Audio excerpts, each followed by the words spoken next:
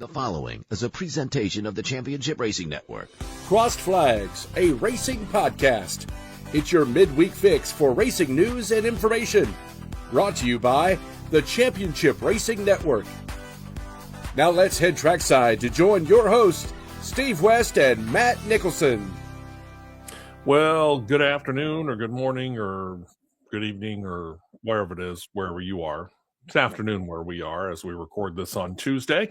Thank you very much for joining us here on Crossed Flags. Hopefully you had the opportunity to check out the big news on CRN Live on YouTube. If you missed it, we are moving the big show.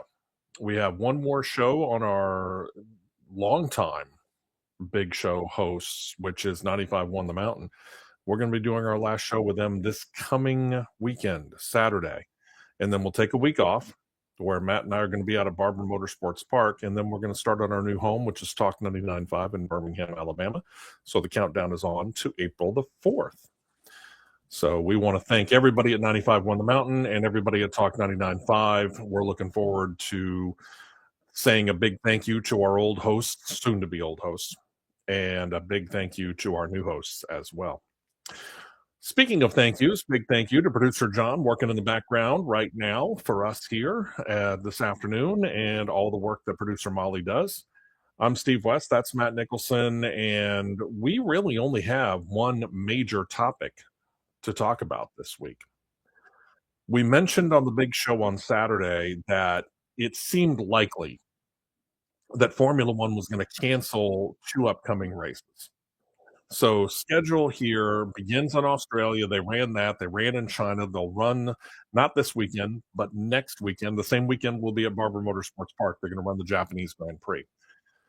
Then they were supposed to go to the Middle East, Bahrain, Saudi Arabia.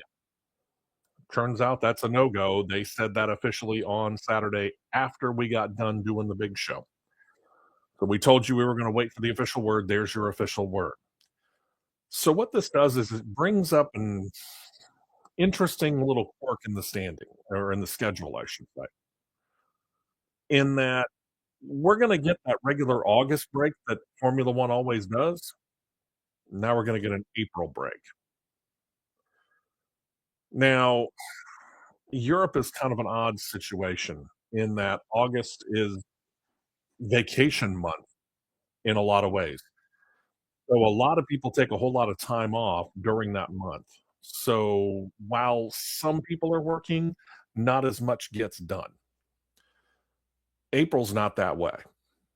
So that's what I want to talk about. We have, Matt, a perfect opportunity here for you and I to try and fix the problems that the Cadillac F1 team has. You and I made a couple of predictions at the beginning of the year, bold predictions for the year for each of the different series that we cover on a regular basis. And you and I, when it came to Formula One, both talked about Cadillac. And I think we can both agree Cadillac has come out of the gate underperforming, especially from what you and I predicted. Right or wrong? No, they're way behind the 8 ball. Okay. They had their best finish this past weekend in China, but that's mainly because of the fact that 4 teams didn't start and 4 cars didn't start and 2 other cars didn't finish. That's a problem. That means they've got a lot of work to do at the fine folks in Cadillac. So I do find it interesting because they said they were bringing an update with them to Australia from the car that they practiced with in Spain and Bahrain as they headed toward Australia. So they knew that they didn't quite have the car that they needed. Whatever the update was, didn't work. Not as best as I can tell. No, I mean, it didn't. It absolutely didn't, because when you're looking at qualifying time sheets and practice time sheets and data and everything, and your best car is 3 seconds off of the pace, you've got a problem. Big problem. So how do we fix it? Well, here's the interesting part of the quirk of the schedule. Because in previous years, what we have seen, and granted, they hadn't done this kind of pod scheduling before that much, but what we had seen was them opening the season in Australia, then go to China, then go to Japan, Bahrain, Saudi Arabia, and do a couple of races, usually in Europe. And then they would come and race in Canada or race in Miami, one of the two. And of course, they didn't pod schedule that. This is the first year where they actually put Canada and Miami back to back. There is a week off in there, but we'll state that there's no race in between them. How's that? And then they would head to Europe. Now, what we used to see in the past was right after they got done with that Middle East leg, they would go to Europe, and before that first European race, usually the Spanish Grand Prix, they would bring an update to the cars, and pretty much every team would do something of an upgrade, some major, some minor, depending on where they were in the Constructors' Cup standings. Well, now we come to the United States. I think this is a great opportunity for the Cadillac team. And there's been some criticism leveled at the Cadillac team for having not one, not two, like Haas F1, but 3 different locations that they can call a home. They have a shop in Silverstone, England, which is not that far away from the noted track, Silverstone. They have the Detroit shop, which is the home of Cadillac. And they have a shop in Charlotte, Concord, North Carolina. You and I have seen that facility. It is the GM Performance Center, which is located right behind a bunch of the Hendrick dealerships and very, very close to Hendrick Motorsports, right along Bruton Smith Boulevard. We've seen that facility. It's huge. It's where GM does all of their racing stuff, from NASCAR to Indycar to Formula One to IMSA to NHRA, you name it. Whatever kind of racing they do, there's a lot of work for that particular series going on in that humongous building, correct? Yeah, I mean, it's all of GM Performance. Okay. Across everything. So here's the schedule as it was supposed to be. China, then Japan, then Miami, and Canada in the month of May. Since you don't have Saudi Arabia, you don't have Bahrain, you got a month after Japan. Take everybody that you need and don't need in the England shop, don't need in the shop or the facility in Detroit. Get everybody, including your drivers and the cars, and head right now to Charlotte, North Carolina, Concord, North Carolina, and spend this month in the GM Performance Center and do anything and everything that you need to do to get those 2 cars set up. Am I wrong? I honestly don't know if there's an issue with something that they're getting with powertrains and stuff from Ferrari. They're getting they're getting the B motors. We'll say that. I get that. But I would be going to the Sims, whether it would be Sims that are in Silverstone or the Sims that are in Concord, because the Sims are not at their Detroit, Indianapolis shop, whichever one they're bouncing between, whichever one. True. They're not there. They're in Concord and Silverstone. True. Yeah.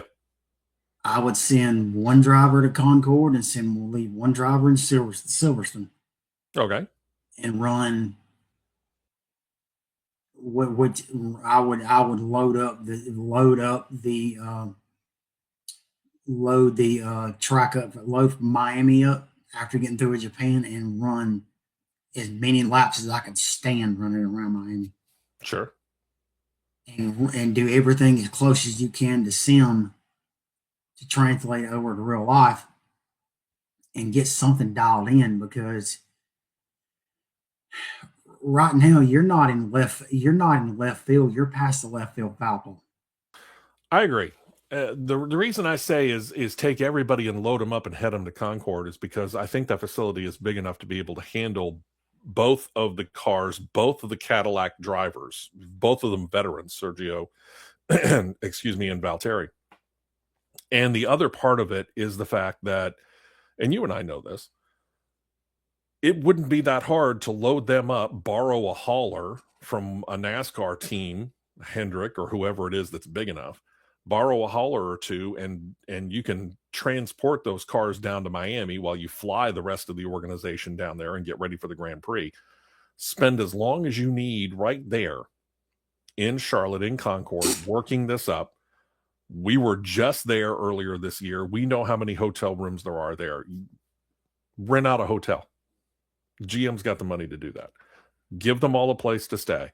Do exactly what you're talking about. Because while I understand they have the B-spec motor from Ferrari, I don't think the Ferrari power plant is the problem. I don't think the Ferrari drive train is the problem. Ferrari's having no problem using the whole drivetrain from the motor and the hybrid system and the transmission. Haas F1 isn't really either, especially when you look at what the youngster, Ollie Behrman, is doing. Esteban Ocon is having some bad luck here and there.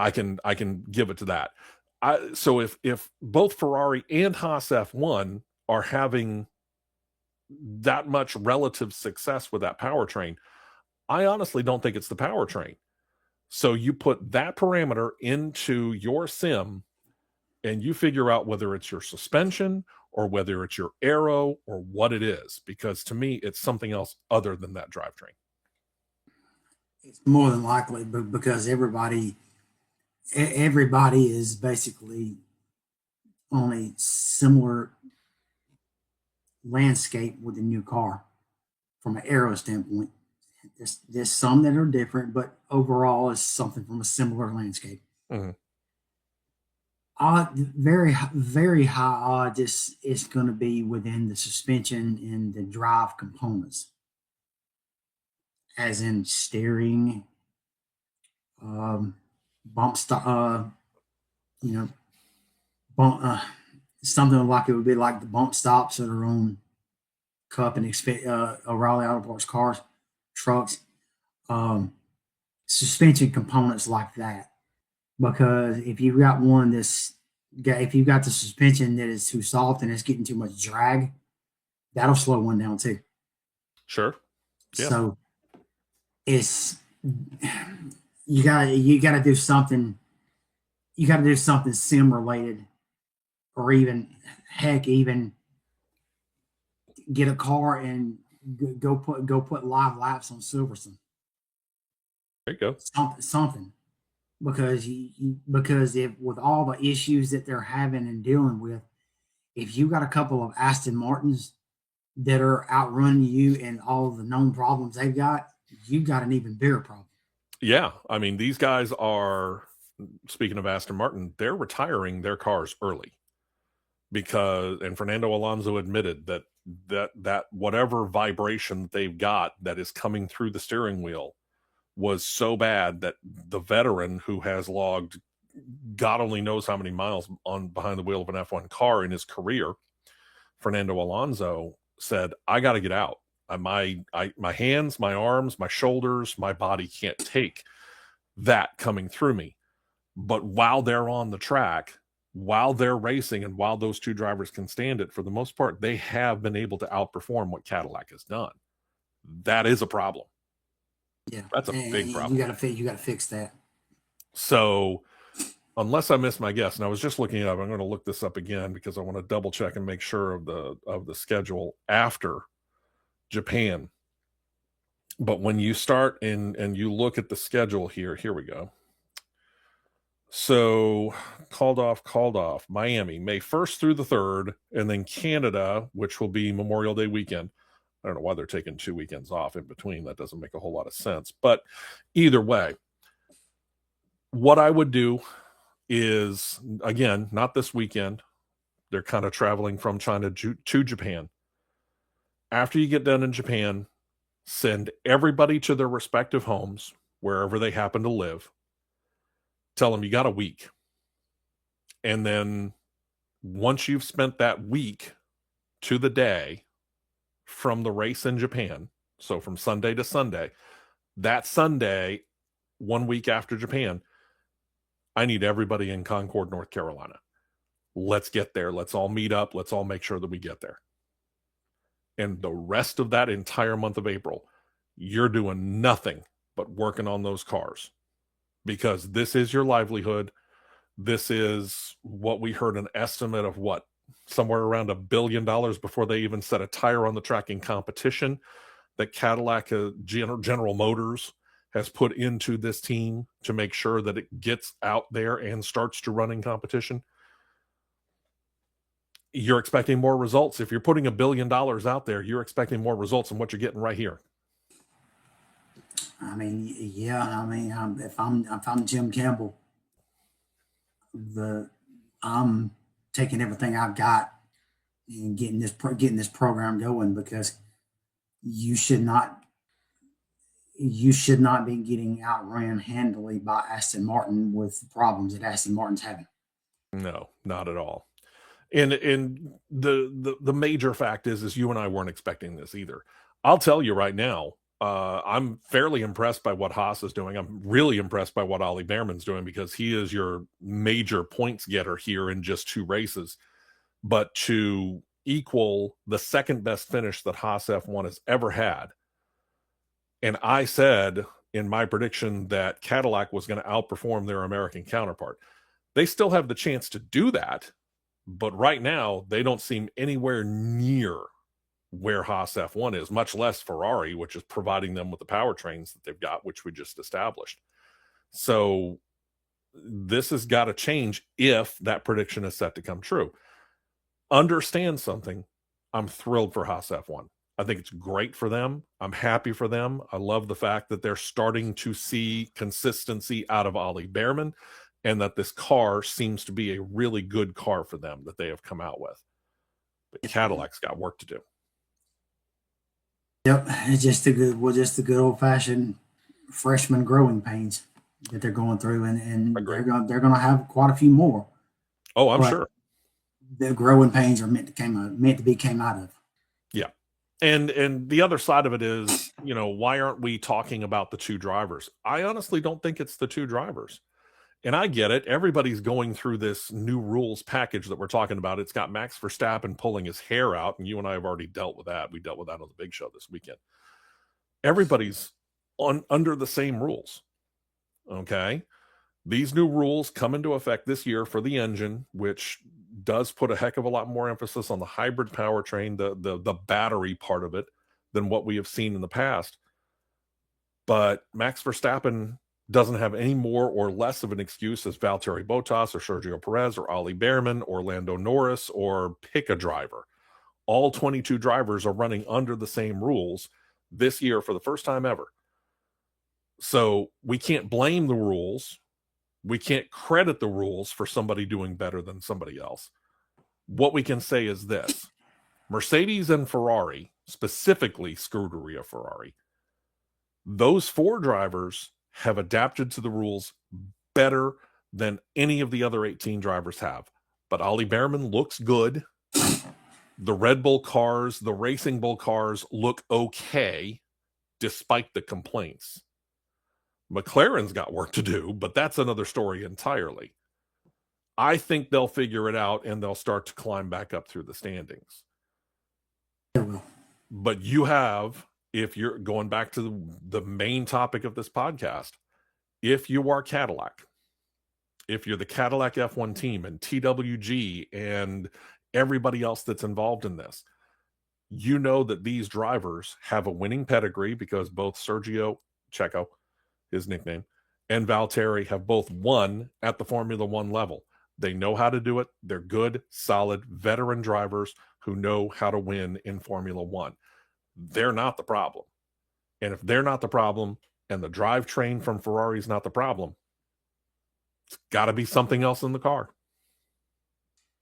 Yep, you gotta just get dialed in and go. Simply put. This is the Occam's razor for you, Cadillac. Once you've eliminated everything else, whatever's left, however improbable, is your problem. So something else on the car other than the driver and the drivetrain is your problem. And we have just figured out the best way to do it. Will you do it? Was this already in the plans after they finally did cancel it? Maybe it was. but let's just put it out there and be public about it. Send everybody as soon as you possibly can to the GM Performance Center. That way you're very close to Miami, and it's an easy run down I-95 effectively to get to Miami, and you're going to be ready to go. And hopefully, starting in Miami, your home base, this is going to be the real test for Cadillac to see how many people show up on U.S. soil for the U.S. team with the Cadillac moniker. Haas F1's got a pretty good base. We've seen that in Miami, in COTA, in Las Vegas in the past. There's quite a few people that are going around wearing Haas F1 gear. This is an opportunity to make everybody want to put Cadillac gear on in Miami, in Canada, in Vegas, in COTA. Whenever you come to North America, have a lot of people showing that Cadillac logo. But if you're not performing well, they're not really going to want to wear that much, are they? Nope, not at all. Primetime opportunity. We're giving this, well, how much is consulting for a car company and a Formula One team going for these days? It can't be cheap, I wouldn't think, could it? Nope, not at all. Well, we've just spent about 15 to 20 minutes, Cadillac, giving you a consultancy, and it's free. You want to send us a check, by all means, we'll take it. You can make it out to either Matt or myself. We'll work. It'll work. Heck, you can make it out to producer John. That'd be fine.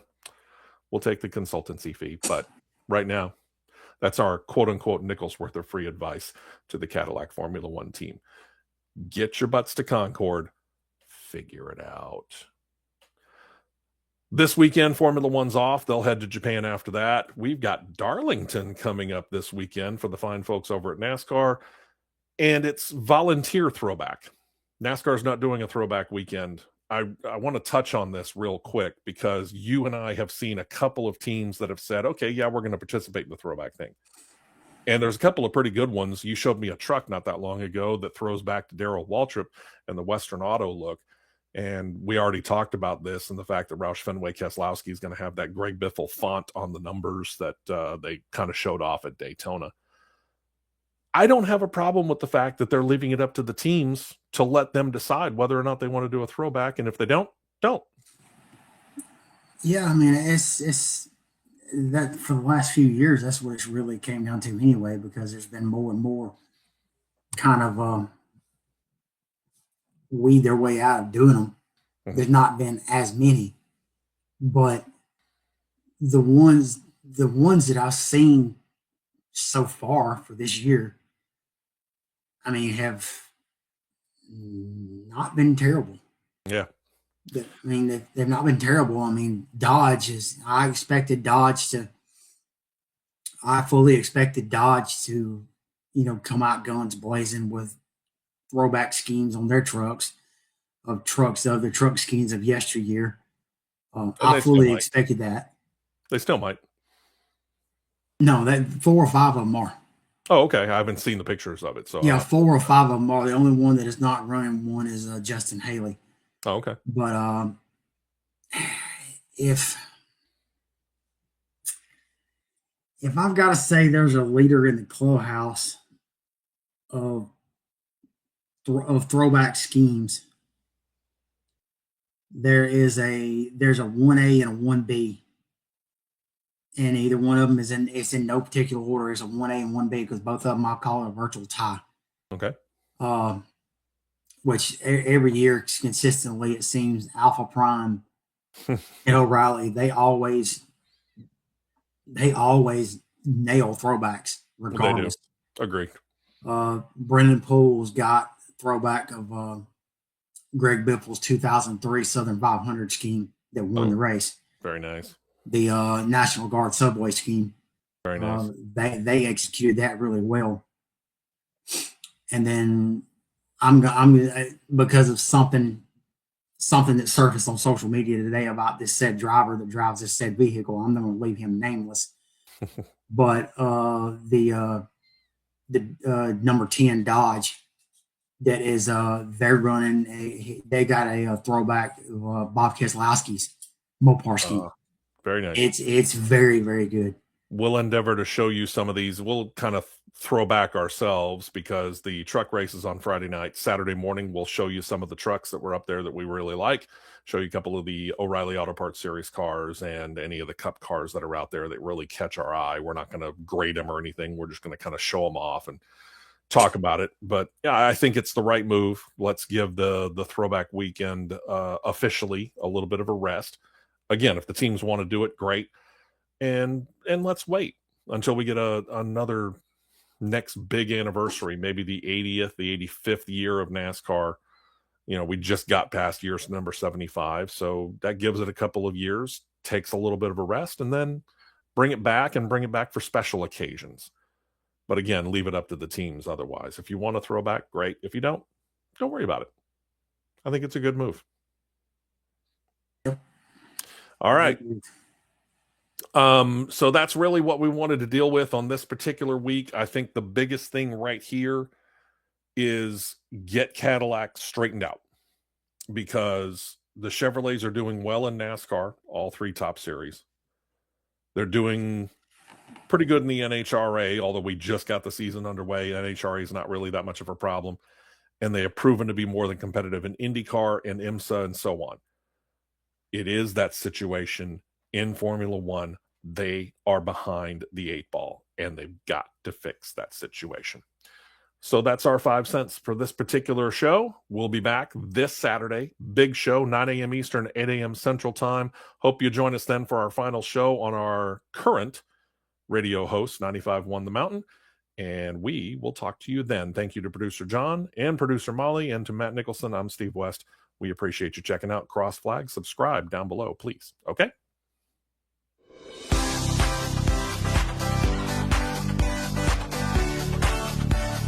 You've been listening to Crossed Flags, a racing podcast.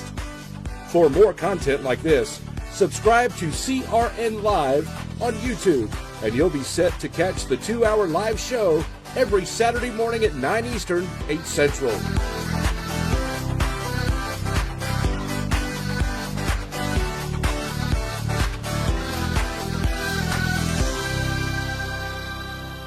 This has been a presentation of the Championship Racing Network.